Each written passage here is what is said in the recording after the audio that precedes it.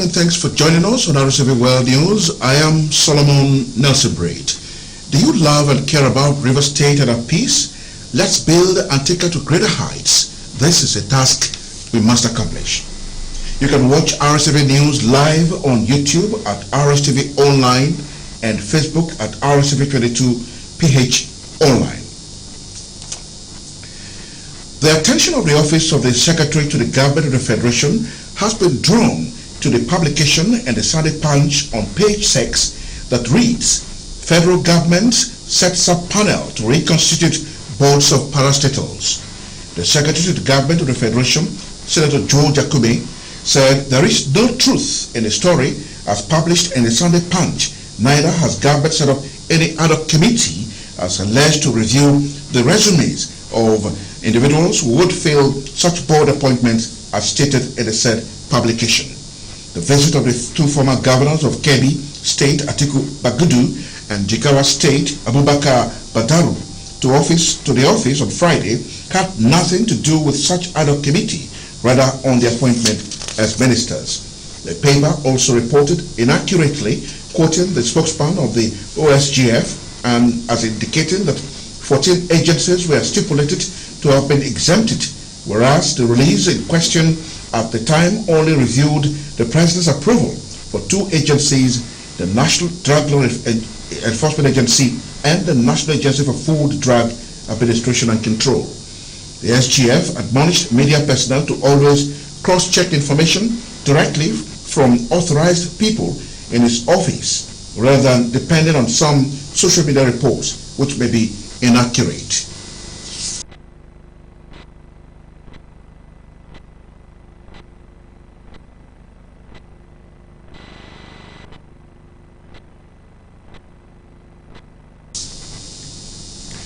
The Defense Headquarters has vehemently refuted circulated social media claims suggesting that the Armed Forces of Nigeria have been approached with a request to change the nation's leadership.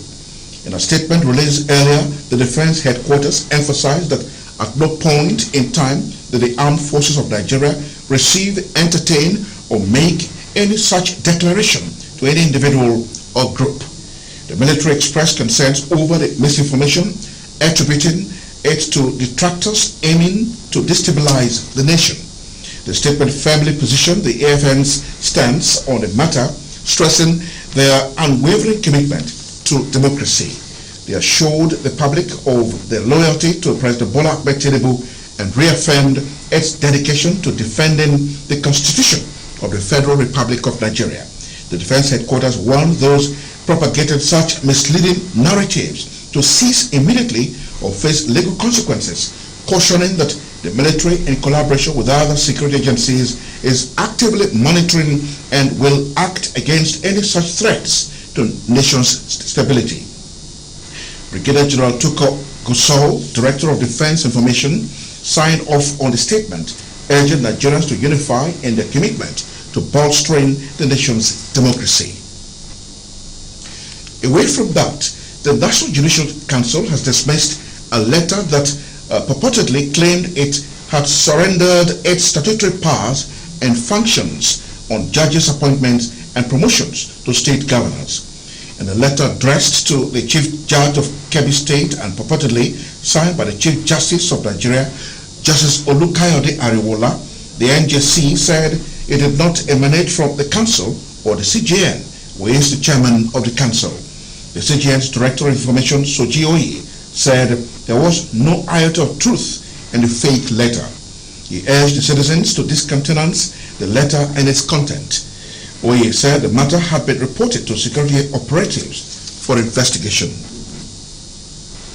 Socio-Economic Rights and Accountability Project has filed a lawsuit against the Senate President Godswill Akpabio and Speaker of the House of Representatives Tajuddin Abbas over the unlawful plan to spend 40 billion naira on 465 exotic and bulletproof cars for members and principal officials and 70 billion naira as palliatives for new members. The suit is coming on the heels of the statement by Mr. Akpabio that the clerk of the National Assembly has sent holiday allowances into the various banks' accounts of senators, while some 137 million Nigerians face extreme poverty. In a suit filed last Friday at the Federal High Court in Lagos, Serap is seeking an order of mandamus to direct and compel Mr. Akpabio and Mr. Abbas to review and reduce the 40 billion naira budgeted to buy 465 sports utility vehicles SUVs and bulletproof cars for members and principal officials. The suit filed on behalf of Serap by its lawyers Kolawale Oluwadare and Ms. Blessing Oguchi read in part, the plan to spend 110 billion naira is a fundamental breach of constitutional and international human rights obligations. No date has been fixed for the hearing of the suit. Medical doctors under the auspices of the Nigerian Medical Association NMA have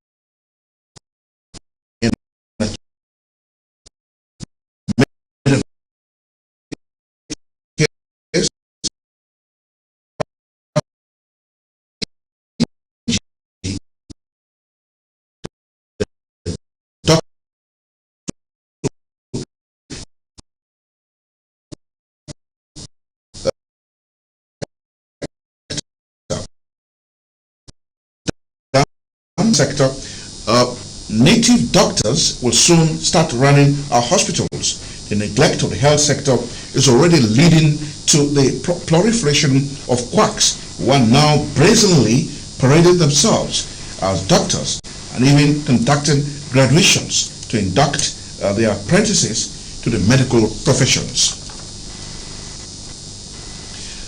The Central Bank of Nigeria, CBN, has threatened to punish banks engaging in illegal sale of forex.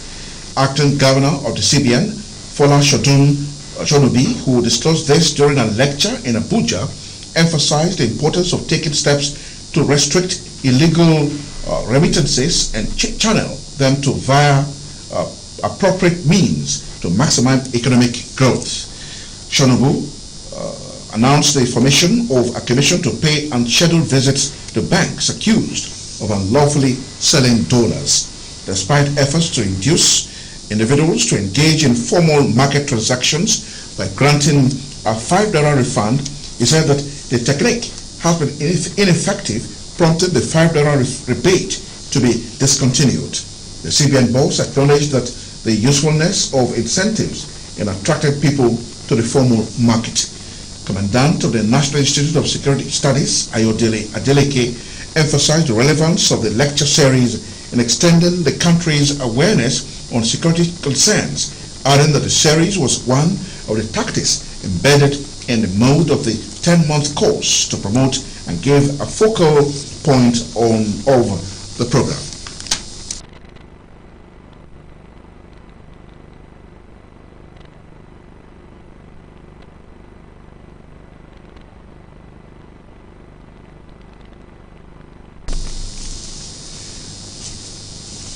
Certain names given to children by their parents, relatives, and sometimes by themselves because of past experiences and to create room for God's intervention in their lives and circumstances. Gospel Anele evaluates the negative and positive impacts of names people bear and the need for parents to adopt godly names for their children. His report. God created man, Adam, and made the woman from his rib and called her Eve to be in charge of the beautiful garden of Eden. And both are the forebears of all humans who have multiplied globally with stories to tell about the impact of their names on their lives. Scripturally, some characters' names were changed and life became different for them.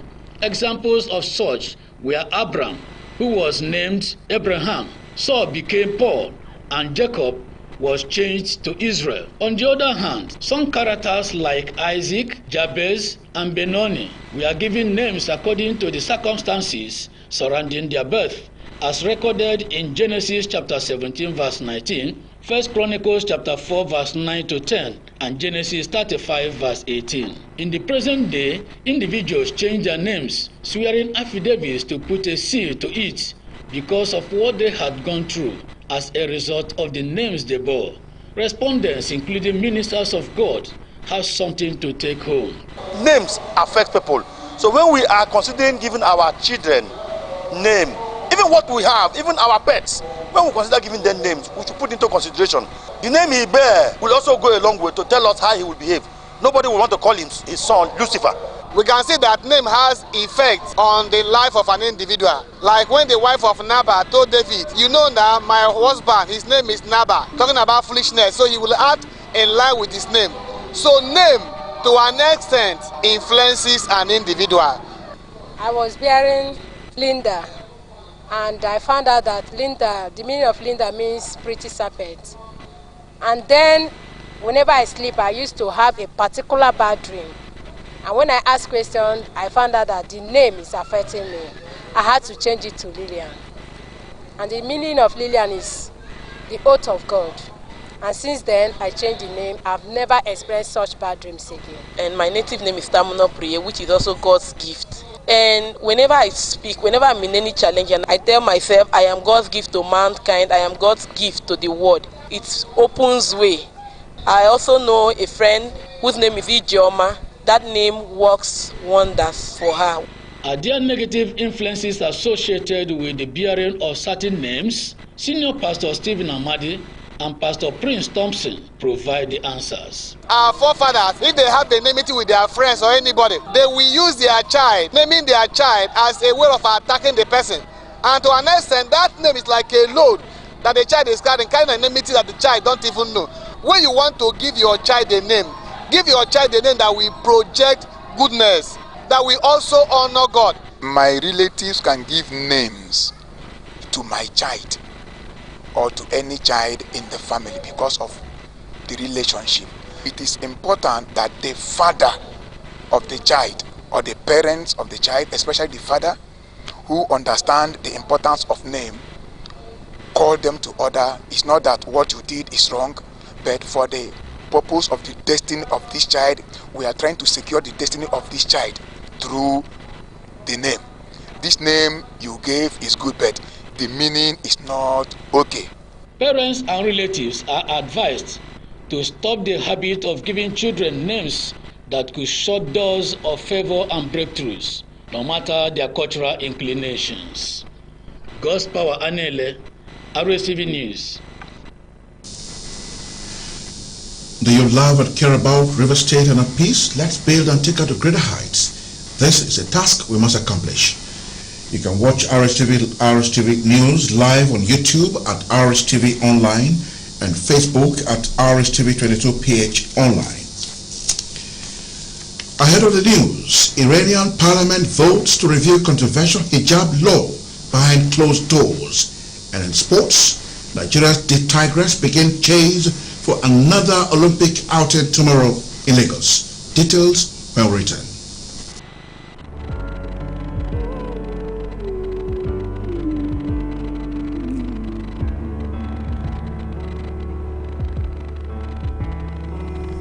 The words are hard to find, but they're still heavy on my mind tonight.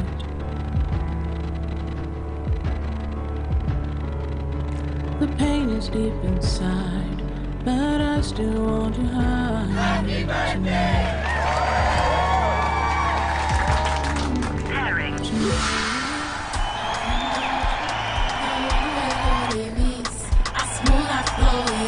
Is this what you really want to do? Yes, Dad. That's what I've been trying to show you.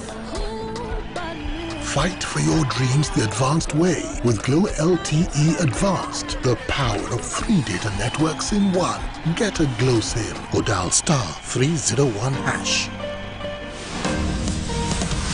This is RSTV World News. We bring you world-class news, accurate, first-hand, entertaining, balanced analysis. RSTV, Channel 22 Port Harcourt.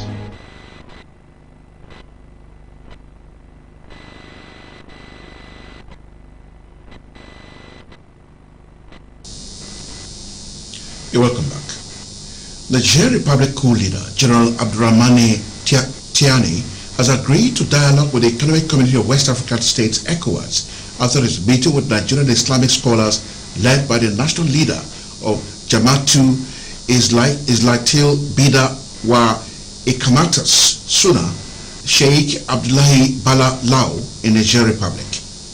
According to Nigeria's Prime Minister Ali Mahamani Lamine Zain, General Tiani gave the green light for talks with ECOWAS and was optimistic the talks with ECOWAS would take place in the next few days. Meanwhile, a report published in Voice of Nigeria stated how the Nigeria's intervention team, which included notable Islamic scholars from the country, met with the coup leaders in Niger over the weekend, and all parties decided to strengthen the option of dialogue in resolving the country's political problem. The Islamic ulamas, led by Sheikh Bala Lau, was said to have met with General Abdurrahmane Tiani for several hours in Niger's capital, Niamey, during which they deliberated on all the issues, including the demand by ECOWAS leaders that former President Bazoum be reinstated. Sheikh Lau said the team had earlier told President Tinubu, who is also the chairman of authority of the ECOWAS heads of state and government, that their position is that the political impasse in Niger is resolved through dialogue. He therefore told General Tiani that a visit to Niger was to engage in constructive dialogue to encourage him and other military leaders behind the coup to tow the path of peace instead of war to resolve the crisis. Responding, General Tiani, who accorded the team warm reception, welcomed their intervention. He said their doors were open to explore diplomacy and peace in resolving the matter. General Tiani, however, said it was painful to the coup leaders that the ECOWAS leaders did not hear their side of the matter before issuing ultimatum to them to quit office. Hawaii death toll rises to 93, making it deadliest U.S. wildfire in 100 years. People in the Hawaiian resort town ravaged by horrific inferno have expressed anger as the death toll from the Hawaii's wildfires rose to 93, making it officially the deadliest U.S. wildfire in more than 100 years. Officials said the death toll might go up further as search teams continued sifting through the ruins of Lahaina town located on Maui Island. The resort town of more than 12,000 people have been reduced to ruins. Its lively hotel and restaurants turned to ashes. At a news conference on Saturday, Governor Josh Green said the number of confirmed deaths from the Maui wildfires had risen to 89, making it the deadliest U.S. wildfire in more than 100 years. But Maui County later raised the confirmed death toll to 93.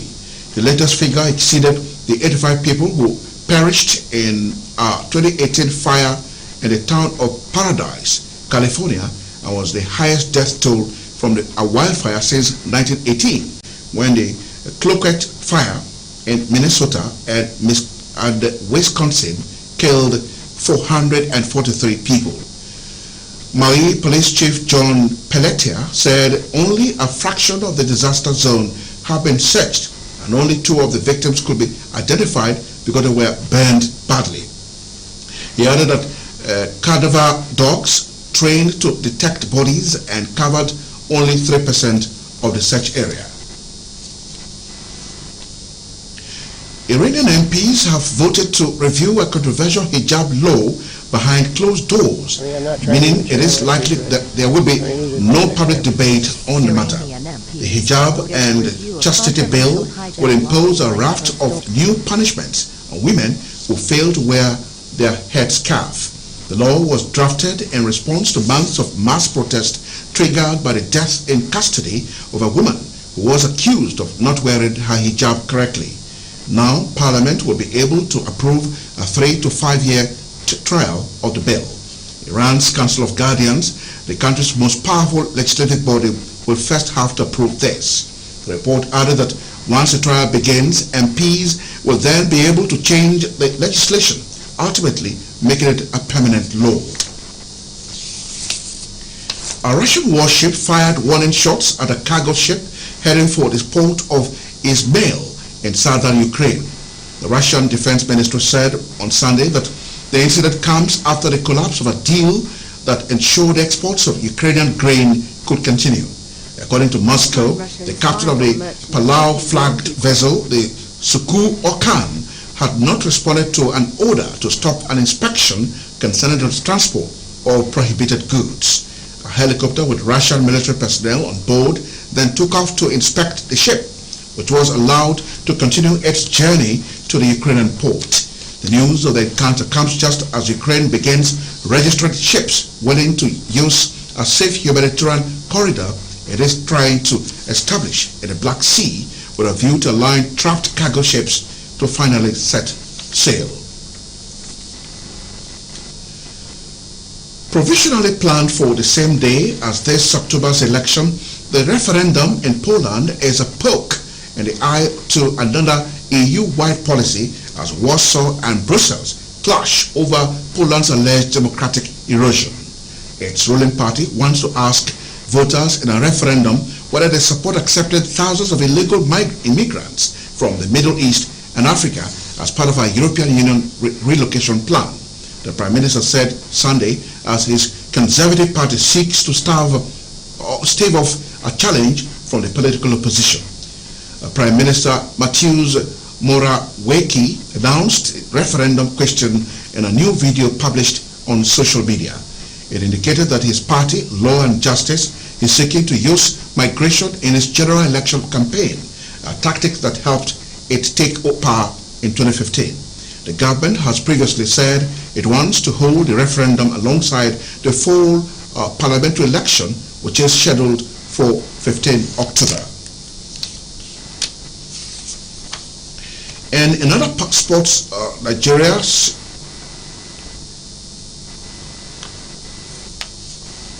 bring it up.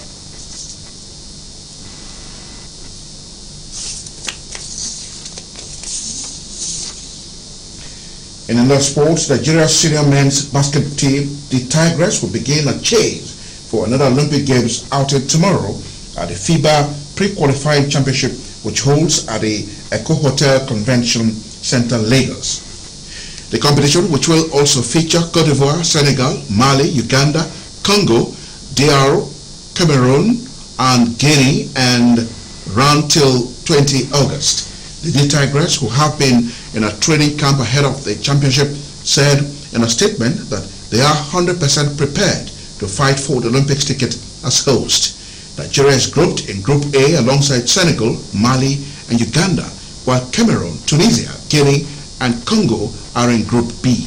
Ahead of the championship, The Tigers coach Mike Brown, who doubles as head coach of Sacramento Kings and NBA Coach of the Year, invited 23 players to a training camp where the final team was picked, with 18 of them in the NBA. The Tigers opening game holds tomorrow by 6 p.m. Tottenham began life after hurricane with an entertaining draw against Brentford on the opening weekend of the Premier League season. Kane's move from his boyhood club to Bayern Munich was confirmed on Saturday, and goals from Christian Romero and Emerson Royal and the new Spurs manager Ange Postecoglou a point on Sunday. Brentford, who began the league campaign without a talisman, Ivan Toney, had taken the lead through Yohan Wissa after Brian Mbeumo's penalty cancelled out Romero's opener. Spurs have now failed to win on their 3 visits to the G-Tech Community Stadium, where kickoff was delayed by 6 minutes because of a water supply issue. When play did begin, Argentina defender Romero opened the scoring with a guide header from debutant James Madison's fierce free kick. The Bees recovered and won a spot kick when Spurs' new captain Son Heung-min brought down Matthias Jensen for Mbeumo's to convert and stretch his goal-scoring run to 4 consecutive top-flight games. And now to any news, a recap of the major stories. But just before we leave, do you love and care about River State and our peace? Let's build and take her to greater heights. This is a task we must accomplish. And now to any news, a recap of some of the major stories. The National Judicial Council has put the record straight that it has not delegated the appointment of judges to governors of states.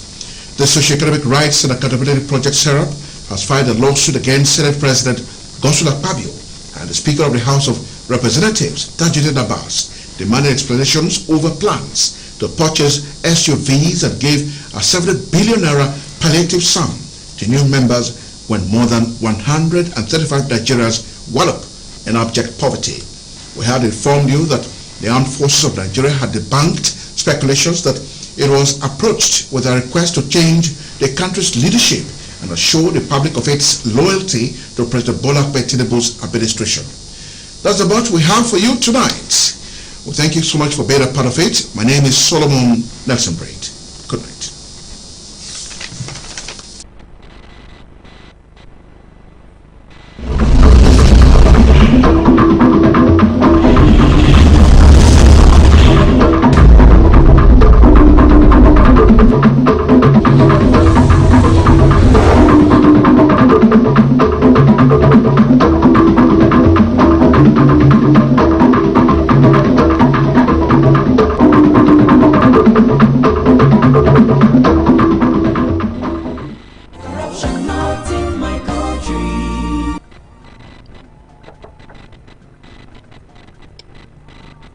Well, this whole front section is gone, so you need to replace the whole front. No, it's just the bumper that needs... No. Let me be the judge of that. Wells. The paint here is off, so you need to repaint the whole car. The whole car. It's just a scratch. That is the report that will be given to the insurance for your claim, unless you... Yes. Is that your phone? Oh, yes, my phone. Hello, FI Insurance. Huh? Please, I want to complain about one of your inspectors here. He's begging me now. Don't beg me. He's asking for a bribe. This corruption, not in my country. Bomba. Corruption not in my country.